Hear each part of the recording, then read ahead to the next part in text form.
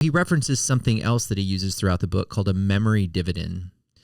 And this is something that you get, it lasts your entire life, that you get to reflect on, that you spent money on an experience, and then you get to enjoy those dividends the rest of your life. And I would agree without a doubt. In fact, I've often said that movies are time machines.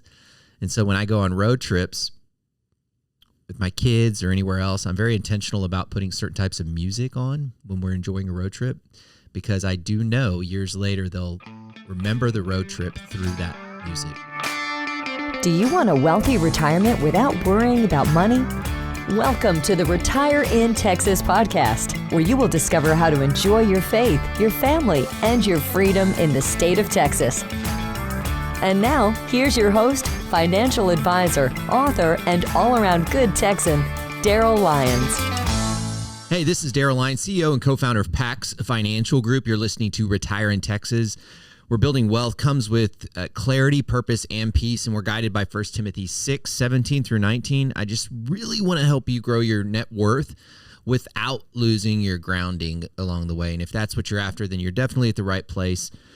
This information is general in nature only. It's not intended to provide specific investment, tax, or legal advice. Visit paxfinancialgroup.com for more information. And so today, I want to talk about Die with Zero.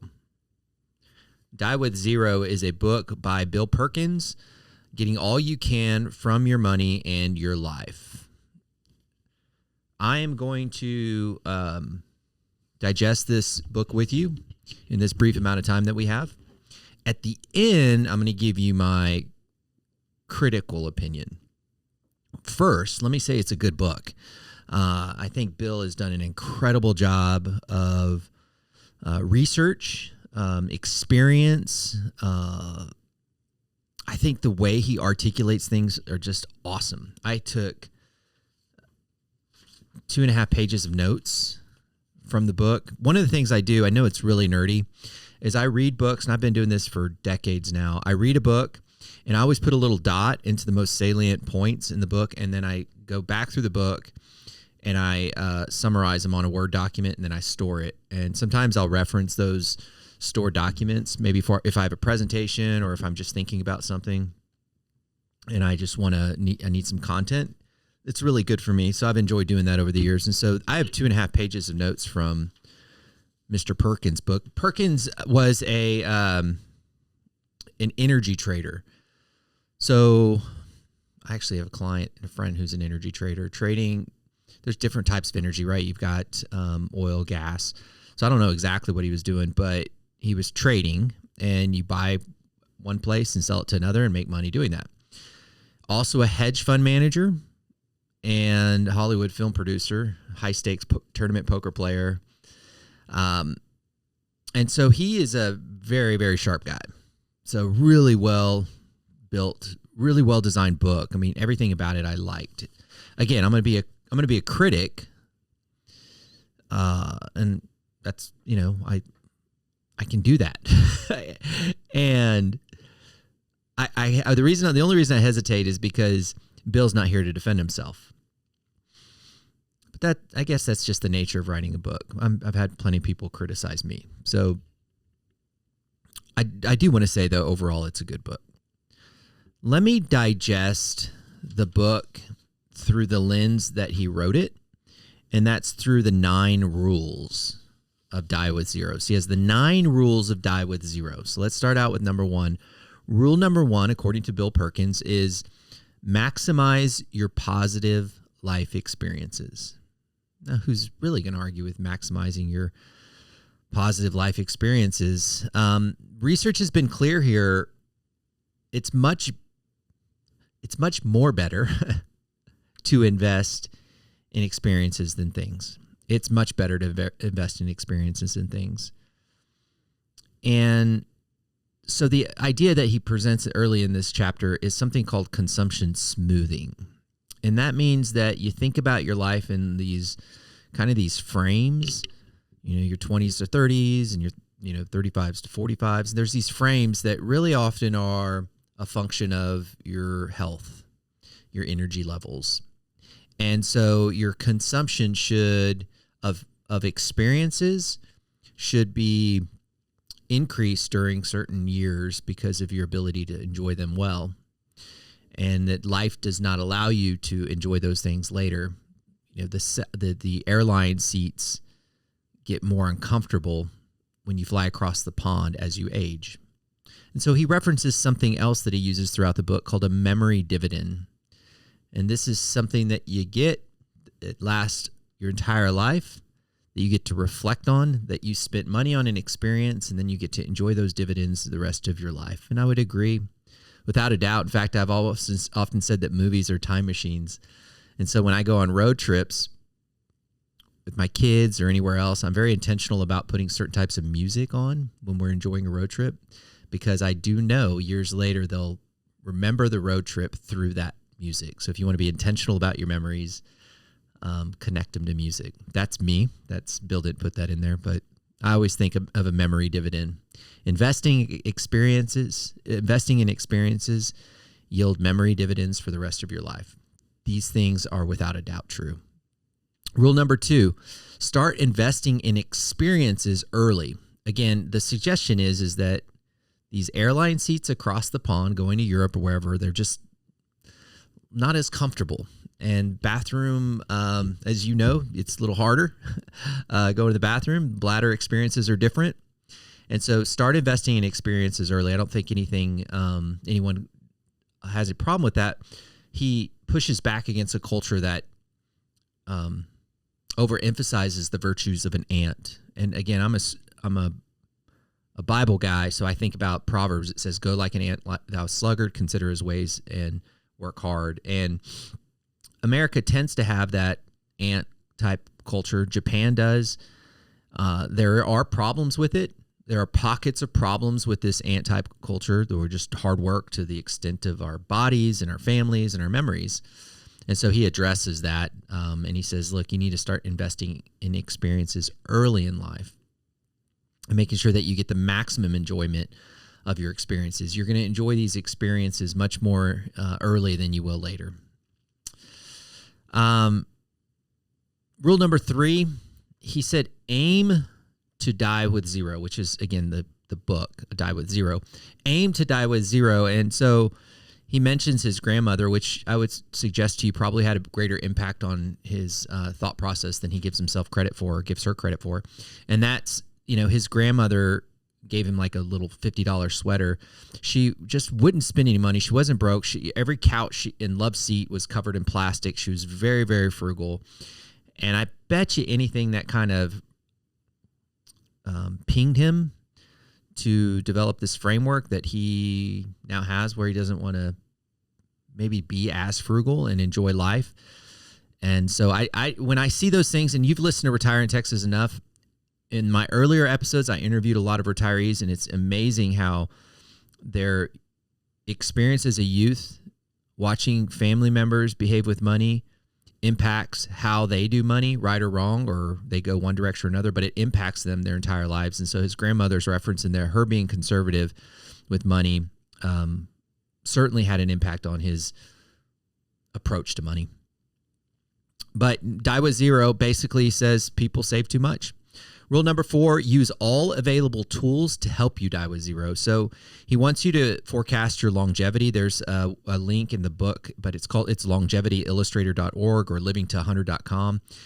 And I think that's probably helpful. I actually use Function Health, and it actually gives me the, you have your real age and your biological age. And so that, I thought about that. I was like, well, maybe you could not use your real age. You could use your biological age. That might be interesting. He does recognize income annuities, which he talks about them, and he admits that he's not an expert in that with that disclosure. I do say income annuities, if you've read the book, the problem with income annuities is that with rates really low right now, still relatively low, they're usually just not a great deal. So I'm just cautious of them. But anyways, he mentions that in that particular section. Rule number 5, give money to your children or to charity when it has the most impact. I got to love this. And Ron Blue, who I admire a lot in the Christian space, he says, do your giving while you're living.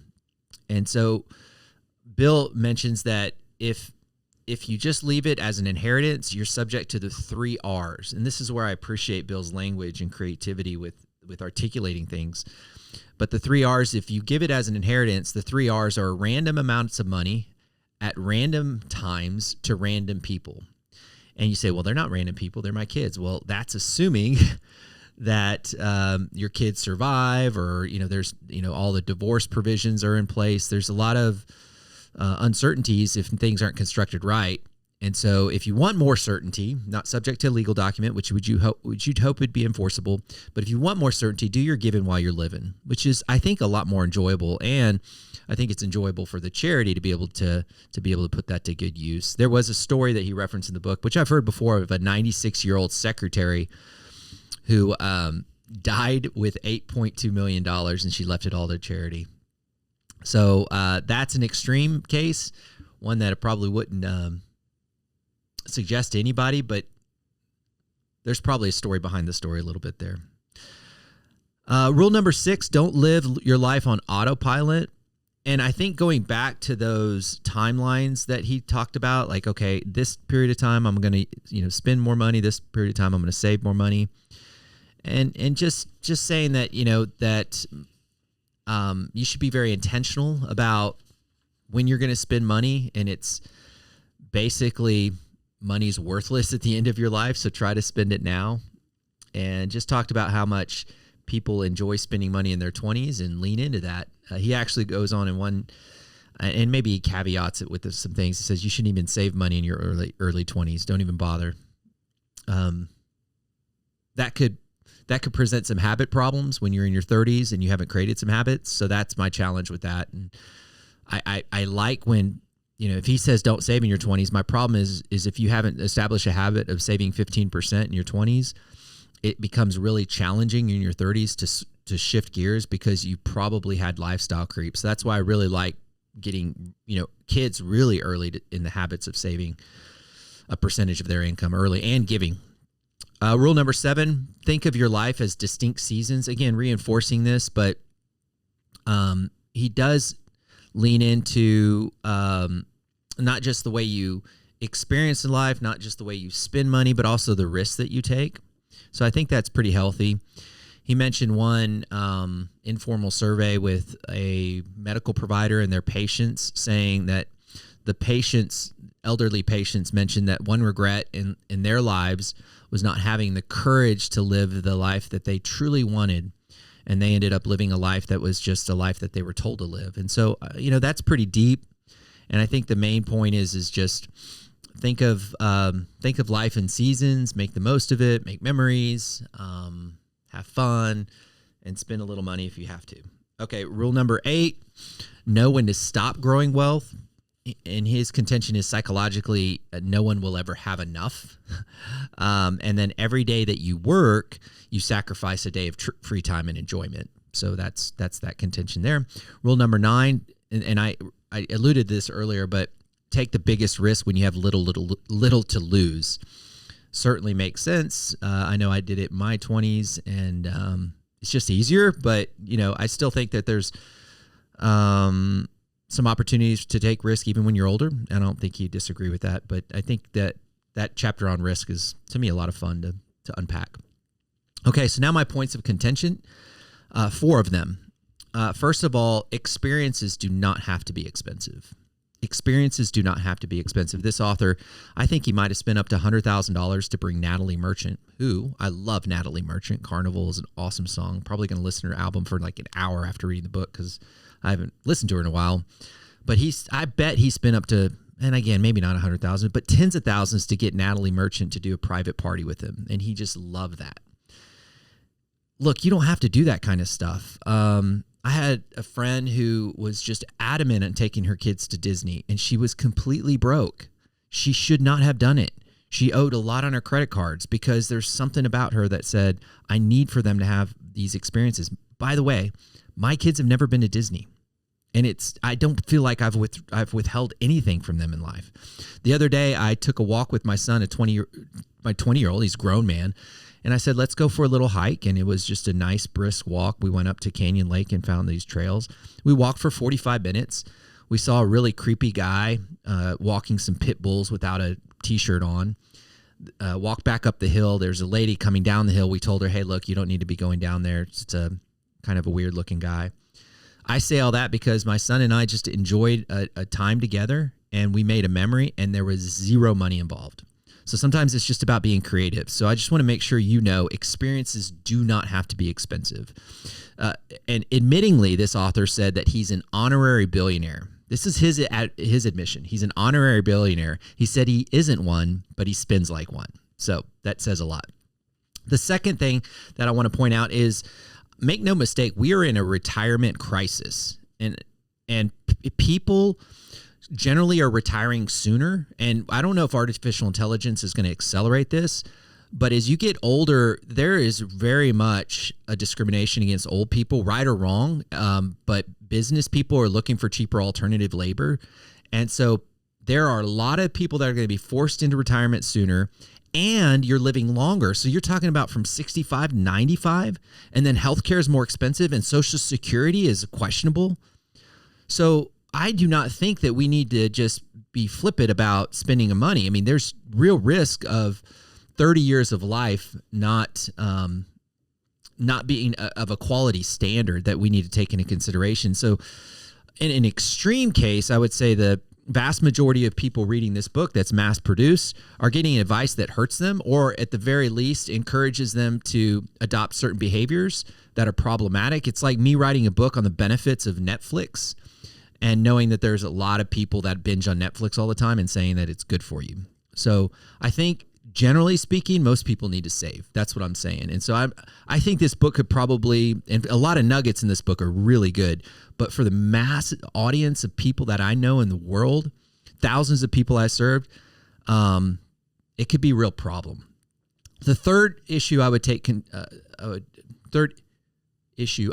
contention with, I guess I said that right, is that he makes the implication that work is bad, and that, when you work, you're losing opportunities, and work is good. We've talked about this a lot. It has purpose. It's an important activity.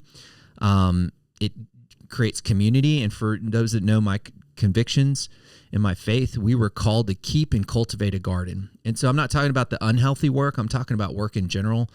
I don't have a problem with work. I appreciate work, and I think that we underestimate what it does for our health in the certain context. I'm not talking about working at, the Department of Motor Vehicles every single day, and having a boss that's, breathing down your neck and some horrible conditions. I'm talking about good work. Work is generally good. So that's a point of contention I would wrestle with. And the last one I would say is that one of the purposes of here is one of the primary motives is getting maximum enjoyment. And so again, going back to my biblical worldview, that's not the primary purpose of a Christian. The primary purpose of a Christian is not maximum enjoyment. That's just not. And enjoyment is a byproduct of our relationship with God, is something that he gives us as a gift, and you accept it and enjoy it. And I'll be the first to admit, I move so fast. I sometimes miss the flowers. I miss the bees. I get it. I work on it all the time. I know it's a challenge for me. And so that's why a lot of the content resonated with the book. I was like, yeah, I need to relax. I need to just enjoy things. So I get that. I appreciate that. But the purpose of life is not maximum enjoyment. That's absolutely not. The pursuit of pleasure is our default, and that's called the flesh, generally speaking. But so I think our challenge that we all have is not the pursuit of personal pleasures. Our challenge is to live in the presence of our Creator, in his will. And the byproduct of living in the presence of our Creator and abiding in him, the byproduct is not selfishness of a pursuit of pleasures, but selflessness. And so I think that's an important distinction, but that shouldn't surprise you, because Christians, in fact, should have a distinguishing worldview. And this book lays it out real well, that one worldview is the pursuit of experiences and pleasures, and the other worldview, a Christian worldview, is a pursuit of our Creator and abiding in him. So there's 4 points of contention, but overall a good book. Enjoyed it. I would just say read it with those caveats, and I appreciate you hanging with me this time. And again, you think different when you think long-term. Have a great day.